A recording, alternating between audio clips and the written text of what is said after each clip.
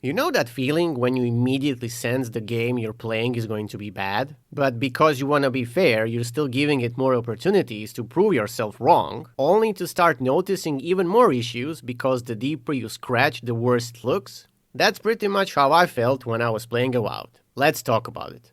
Obviously after you like the video and subscribe to the channel.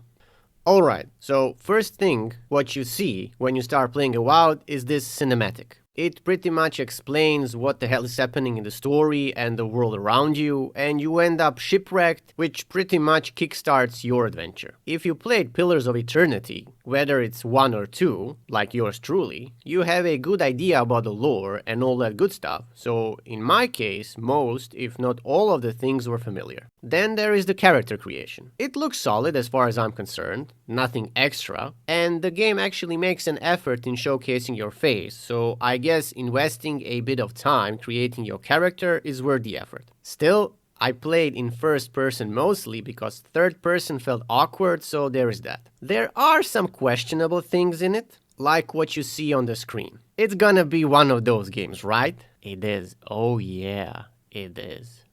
Nah, don't be like that. It's gonna be okay. It's just for lols or something like that.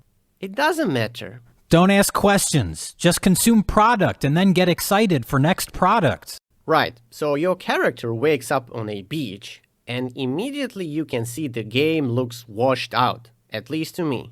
As if the color palette is off or something like that.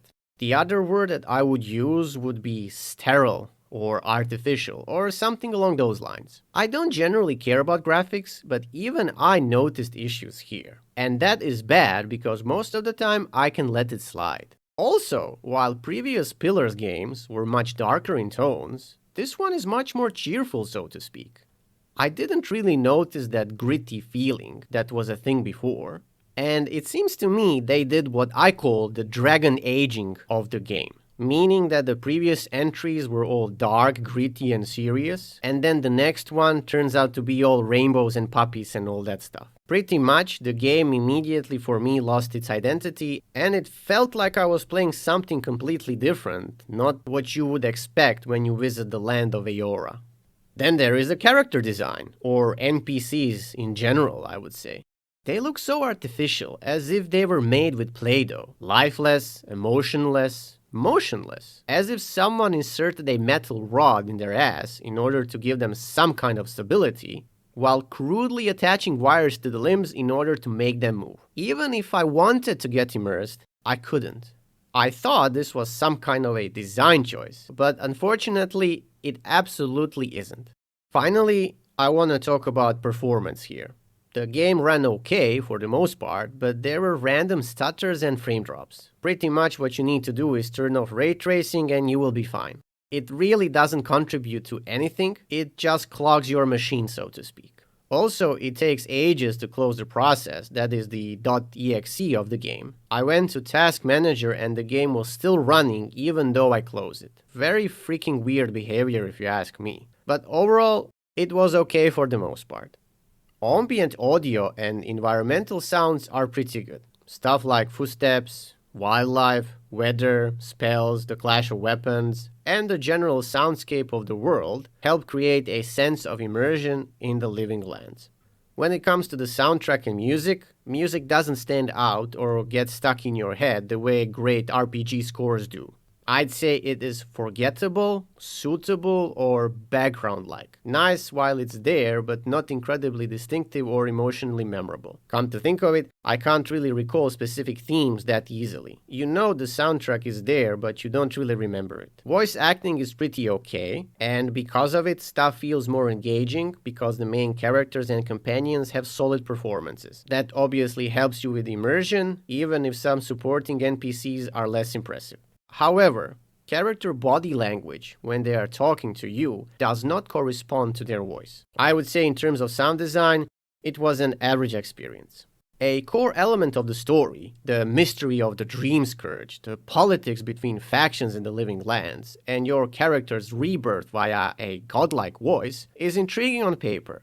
At the start of the game, I was genuinely curious what or who is the voice. However, the execution of the story is uneven and underwhelming. To me, it felt like large chunks of lore are delivered in long dialogue dumps rather than showing through world activity or tight narrative scenes, making the plot hard to care about if you're not already familiar with the setting. And even if you are, you're gonna get bored. Also, that voice in your head, speaking in riddles with no context or anything along the way, becomes super annoying. I really wanted it to shut the fuck up. I can tolerate it here and there, but continuously?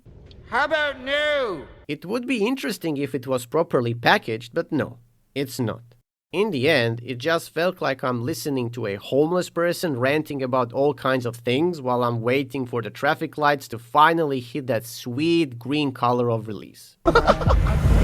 Speaking about continuous babbling, characters often speak about stuff to great lengths, and at one point I was just bored to death with the dialogue that goes on, saying absolutely fuck all based on the number of words that I have been bombarded with. Some interactions literally felt like they could have been an email, because that's how it was. While listening to this random rambling, you have the option to review lore elements via this special subsection of the dialogue box, so to speak. But to me, this just breaks the immersion so much. You kinda pause the whole conversation, press the key in order to get to that dialogue box thing, check what the character said, the highlighted stuff, and then go back.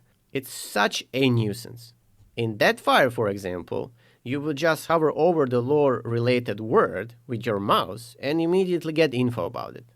Then there are dialogue choices, which frequently don't have noticeable impact. And NPC reactions don't really change much, which weakens the sense of agency you typically expect in a choice-driven RPG.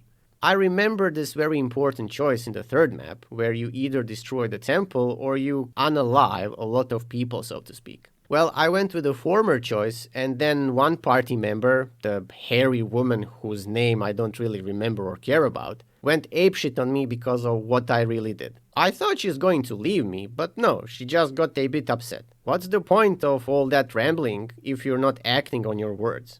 Another point that I would raise is that while the story has moments of moral complexity, especially when forcing you to make decisions without clear right answer, so to speak, much of the main questline can feel linear or formulaic, with some plot twists being predictable or they just don't resonate strongly. As far as I'm concerned, the whole thing felt less compelling or memorable than other modern RPGs, especially those known for deep storylines and branching narratives.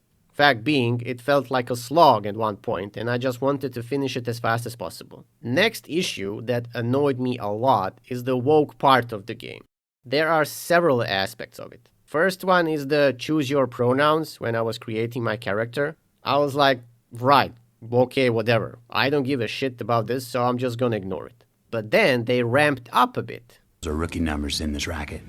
See, there is this oversaturation with female characters. I shit you not. Every character that has somewhat higher importance is a woman. I didn't really notice it in the beginning, but as I was playing the game, I noticed this particular trend. I reckon this is pretty much rules for D, but not for me, kind of a thing when talking about so-called diversity.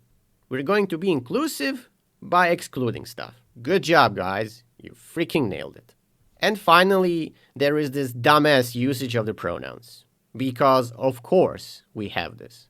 God damn it! Same shit, different day! It was a bit obvious given the options in the character creation that this is going to be a thing. And to be honest, sucks to be me hoping it won't come to this. Anyway, I'm talking to this character and she keeps throwing they this or they that. They. I was legit confused. Who the fuck are these people? Who is they? Is this another faction that I'm not familiar with? What the fuck is going on here? Turns out she is using they to refer to a god. What the actual fuck? You can clearly see that the deity is a woman. I mean, there's no two ways about it. And they still keep pushing this they agenda. I mean, I don't even know how to process this. It's so fucking dumb. So overall, the story and all these elements that I mentioned, not that great. especially because this is a Obsidian Entertainment game. So immediately because of that, I expected something epic, or at least above average. But this is not the case. So don't get your hopes up that is going to be something amazing. It's just going to be at least below average, or, if I'm going to be generous, average experience. And that is kinda sad. Now comes the most important aspect of the game, which is its gameplay features. And by God, I have a lot to say about those. Let's start with combat. Keep in mind, I was playing as a mage character, so your experience might be different than mine, provided you played as a, let's say, melee-centric character. That being said, I don't think there is a lot of difference here because at the end, the core mechanics apply to every single playstyle. Combat was interesting at first, but as I was playing the game more and more, it was getting worse and worse, to a point of severe frustration. Let me explain. Like I said, I decided I'm gonna be a mage character. I thought to myself, I'm gonna be using all kinds of cool spells, stuff like that, the usual mage thing. But the game was like, no, I don't think you will. Instead of giving me the necessary items suitable for a mage, like a wand or a grimoire at the start, it gave me a fucking dagger, then a shield, and then a bow. So I was immediately forced to play with weapons not suited for a mage at all. Only later, I'd reckon some 30 minutes in the game or so, I was given access to mage-orientated weaponry. Very bad way of immersing yourself into a playstyle when the game is actively sabotaging you. But okay, maybe that was just a minor setback, right? Maybe it will get better the more I play. Spoiler alert, it won't. For whatever reason, the developers have decided that basic attack will be tied to your stamina. But don't worry, dodging is also tied to your stamina. And this is something that I find to be incredibly dumb. Really? You wanna dodge nasty attacks 2 or 3 times in a row because the enemy is literally teleporting on you while swinging his big-ass greatsword? How about no? Forget about attacking unless you stand there like a pillar of salt waiting for stamina to recharge. Perhaps you want to put a lot of pressure on the target by continuously attacking and stacking your elemental damage? Sure, Johnny boy, but here comes this huge-ass ogre and smacks you in the face. Why? Because you couldn't dodge since you didn't have enough stamina. Oh, you want to dodge and attack at the same time? You cannot because fuck you, that's why. And all because your stamina bar decided to go on a fucking vacation. It was so bad, I was actually using gear for stamina regeneration, or the one that gives you more stamina to begin with, which I assume would be more suitable for a stabby rogue character or a warrior, for example. So instead of me using proper mage gear with essence and all that stuff, no, not a chance. And that's absolutely disgusting. But wait! There's more! It gets even better. You know how you could use a lot of spells in Pillars of Eternity 2 in your grimoire? Here, you get 4 fucking spells. Are you taking the fucking piss? What the hell is going on? And on top of that, some grimoire spell combos are pretty bad because the game actually favors specking into a single element. Anything else means you're depriving yourself from doing proper damage. And that's why I was rocking Grimoire Orion, because it was superior in comparison to some unique ones. So you could say I was lucky because I was able to acquire this particular item early on, and to be honest, it served me well in this particular shitstorm of a combat till the very end of the game. Next issue is related to how combat quickly boils down to a simple dodge and attack rhythm. So what you do is you dodge, unload all your abilities, manage stamina or cooldowns, and then repeat. On paper there is variety, like different weapon types, elemental magic, ranged options, but in practice the core interaction pattern often feels the same. Based on this, I can suspect that having a different build will not drastically alter how you approach encounters, but instead it would feel like a numerical variation on a shared foundation. Enemy design and variety is questionable at best. Enemies don't force you to adapt in interesting ways. Instead of unique AI behaviors, layered mechanics, or encounter-specific challenges, Many fights feel like variation of bigger health pool plus more damage.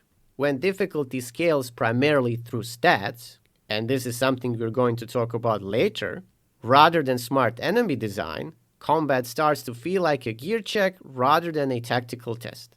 Considering your equipment rarely outpaces the zone, meaning most of the time you are under-geared, so to speak, they feel artificially spongy rather than cleverly designed. Another point that comes up repeatedly is the lack of tactical complexity. While the game allows mixing magic, melee, and range combat, there aren't enough meaningful synergies or battlefield decisions. Environmental interaction is limited, enemy crowd control options feel inadequate, and companion involvement doesn't add significant strategic layering. Compared to deeper system-driven RPG combat, where positioning, status effects, faction interaction, or layered abilities create emergent scenarios, Avowed is basically mechanically flat. What you're doing is you're reacting to telegraphed attacks, not solving evolving combat puzzles. That's why boss encounters are just elongated standard encounters rather than mechanically distinct battles. Instead of multi-phase mechanics, environmental shifts, or unique rule changes, some bosses feel like sturdy versions of regular enemies. And without standout set-piece fights, combat struggles to create peaks of excitement that break that routine. Speaking about routine, there's also a pacing issue. In the beginning, early combat feels energetic because everything is new. New spells, new animations, new enemy types. But as the hours stack up, combat doesn't meaningfully expand. You pretty much unlock stronger versions of what you're already doing, rather than a new radical gameplay style. That lack of escalation makes the mid to late game feel predictable. Add to this a laughable level cap, which is level 30, and your wiggle room of making an interesting build is basically zero. I mean, I can understand that you need to stick with your defined playstyle, which is completely natural, but to be this limited is completely pathetic. And if you are a mage, because of how the systems interact with your grimoire, you won't invest into other spells because it's not practical nor optimal. There are other issues with combat, like being continuously interrupted while casting spells, your mana not regenerating naturally, which means you gotta keep chugging potions or food to maintain it. Stuff like that. Ultimately, when you combine all these problems together, you get a combat system that is repetitive, annoying, tactically weak, and extremely frustrating. It killed everything that was even remotely interesting for me in this game, and the list is relatively short. Overall, a horrible experience. This game has limited crafting, but in the grand scheme of things, it's all about item upgrading. And my god, this is one of the most frustrating aspects of Avowed. The item upgrade system creates a constant feeling of being underpowered. Instead of offering smooth, organic growth, the game ties your effectiveness heavily to gear tiers and material quality, which are often gated by zone progression. When you enter a new area, enemies are tuned to a higher equipment threshold than what you realistically have access to at that point. Even if you've been upgrading your gear all the time, like I have been doing, it often isn't enough to keep the pace, so fights feel like stat checks rather than tactical challenges. And this basically is a recurring cycle. You enter a zone, feeling weak, struggle through encounters while scrapping together materials, finally upgrading your gear near the end of the area, and only then you might start to feel powerful, but in reality you never will be, because the damned enemies are always 1 or 2 upgrade levels higher than you.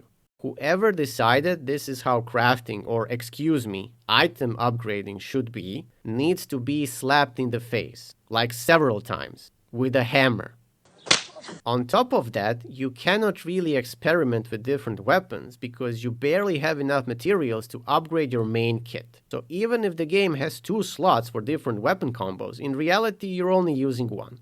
I already talked about how combat is crappy, and this structure is basically making it worse because progression feels artificially throttled. Also, the game shoehorns you into having unique weapons and armor because only that type of weaponry or items can be upgraded to level 5. And when the items that you have available are not suitable for your playstyle, you're pretty much being underpowered, not by choice, but by design. Also, if you were unlucky to find a unique item, you have to resort to Google in order to find where the item is located. Basically, you will play what the game tells you to play, and if you want to do something else, I'm sorry, but that won't fly because the stats aren't in your favor.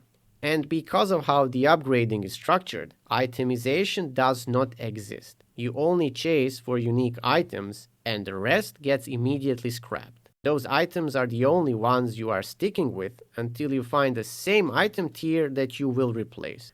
I don't really care that I'm sticking with one item for a very long time, but then give me the means to customize it so I can add some personality to it. Yeah, good luck with that. You can only choose between two options and that's about it. Once you pick the option of your desires, that's it. You're sticking with it forever. The game has transmog options, which is great, but you can only do it if the item you're taking the skin of is present in your inventory. Again, who thought this was a good idea? When I said in the beginning that crafting is limited, it's either cooking or changing tiers for crafting materials. You can't craft potions, which to me is insane because you can craft special foods and drinks. I use it rarely because what I needed, I got from the drops. That's about it. So to conclude, it's so unreal to me how this upgrading system undercuts the whole combat experience even further, which ultimately makes everything extremely unenjoyable, at least in my case. I touched a bit on companions, but here I'm gonna expand on it. You have total of 4 companions available. There is Gay Garrus, the anxious and cringe dwarf, annoying, borderline on drugs hairy woman, and that animancer lady. You might notice I don't know their names, and that basically says a lot about my opinion about them. They are unmemorable and annoying. For example, that animancer lady was continuously throwing stupid commentary. I was doing main quest stuff, and then she says this: "We are on the right track. You can tell because it is extremely dangerous." Who the fuck says this? I mean, for real, what kind of writing is this? What the fuck is this? Or after finishing a very difficult fight, she says, and I quote, "That's done. Who is hungry?" Was this written by a 5-year-old or something like that? What the hell is going on here? What the hell is even that? Sadly, I had to stick with her because she could heal my ass. And that's the only reason she was the main companion in my party. Now in combat, their usefulness and AI is concerning. The whole 6 spell slots aren't helping the situation, as well as that useless quick menu wheel thing. Also, you cannot customize them in terms of giving them gear or weaponry. And I could live with that, but you cannot even upgrade their gear or weaponry. The only thing that you can do is kinda fiddle with their talents. And now I can see where Outer Worlds 2 was drawing the inspiration from. What a horrible idea. Overall, what you have with companions is limited control, lack of customizing, bad writing, and companion roles that feel more like support props in combat rather than fully fleshed reactive partners. Very freaking sad. The exploration aspect of this game is by far the best one. The world is built with verticality and hidden paths, letting you climb structures, traverse cliff faces, and dive into caverns. There's a real sense of rewarding curiosity. If you see a nook of a beaten path, there's usually something there. The game's environmental design and regions have enough variety and handcrafted details that simply moving through them feels engaging. However, many areas look interesting but ultimately contain mostly upgrade materials or generic loot rather than memorable encounters or meaningful story payoff. And this can make exploration feel repetitive or shallow after the initial excitement fades. In this sense, the act of exploring becomes less about discovering stories or surprises and more about just checking off content, which doesn't hold attention as well long-term as you might have hoped. It's all about getting them materials because if you don't, you are pretty much screwed. And that's pretty much how I felt. Even if I have found a very cool weapon, it immediately got scrapped because I needed the materials. The thing that I liked while I was exploring were the indicators of loot on the minimap, which basically meant that I could pick stuff up more successfully than in other games, for example. Also, there is this chime you hear when getting closer to a chest, And that's a really cool detail, and it kinda motivates you to find the chest and then obviously opening it. However, what I didn't like is the fact that you need to perform two actions when opening any type of loot container. First action is to open it, and then you need to interact with it again in order to loot it. This should have been one interaction, never two. Another problem is the lack of custom map makers. I don't know why this feature doesn't exist, given the fact that there are other useful quality of life elements, which made it really weird. Next thing is all about lockpicking. This mechanic should be removed entirely. First of all, it's not skill-based. You just need to have lockpicks, and then you gotta wait till you open the damn box. Second, in order to open stuff, you need to have lockpicks on you. And no matter how I tried, I was always lacking them. I never had enough of them, and that frustrated me so much. It would have been much better if there was a minigame of a sort that lets you do that particular thing. In fact, anything but the current system. Now, since I'm talking about exploration, I'm gonna touch on the world itself. Basically, it's so dull and lifeless. NPCs often stand in place, rarely move, or interact with each other independently. But more importantly, don't react meaningfully to whatever you do. For example, townsfolk or guards won't chase you or enforce laws if you start a fight. Not that you could, if you wanted to, unless it's scripted. And they won't respond dynamically if you steal from them. You can also shoot your wand all over the place, but the bolts just pass through NPCs, absolutely nothing is happening. This lack of consequence removes an entire layer of world interaction that you could expect in an RPG. NPCs are basically static set pieces on a stage, rather than characters with routines or agency. You can be in a location for hours without seeing anyone do literally anything. Beyond NPC behavior, environmental interactivity is very limited. The only objects the game explicitly flags as interactive, like highlighted items, chests, and quest objects, can be engaged with. Not a huge problem, but then there should be more of them. Also, another thing I have noticed is that for some strange reason, when your character is jumping from a significant height, he or she will always scream like a maniac. That shit is very annoying, but it gets even better.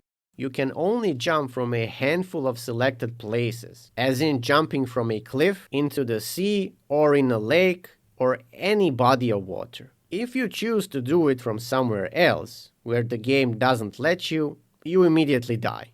The game also has invisible walls where technically they shouldn't be, and it makes it very freaking weird. Overall, the world of Avowed feels like a static theater set rather than a living fantasy realm. And that to me is very disappointing. I think this review pretty much paints a clear picture of what I think about this game. If that wasn't clear enough, let me say it loud and clear. I absolutely do not recommend this game. Go play something else. Hell, even if it was $10, I'd rather burn that money down than use it to buy it. And it's even worse because at launch, this thing was $70 or $80 or something like that. Absolutely mental. If you were waiting for this game to reduce its price so you can finally try it, don't. Just don't. Go spend your money somewhere else because it is not worth it. If, however, you are a huge fan of Pillars of Eternity, and after listening to me saying the game sucks and you still want to play it because of the story, lore, or whatever reason you might conjure in your head, play it on a story difficulty. Save yourself from the frustration that you might encounter.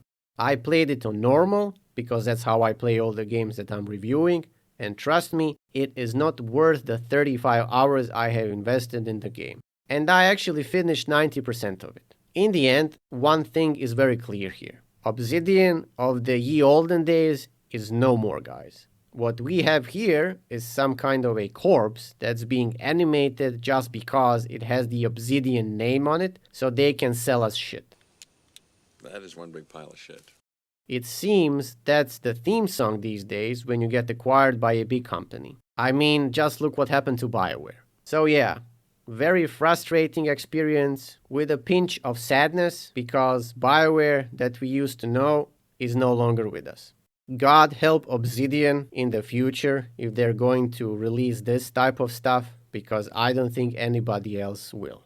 And now it's your turn to do stuff. Let me know in the comments what you think about Avowed. Do you agree with me or you think I'm wrong? What are your impressions about it? Comment section is here for a reason, and I read all of your comments, and I'm very happy to interact there with you guys. If you enjoyed this video, consider liking it and subscribing to the channel for more discussions like this. That's it from me. Until the next one.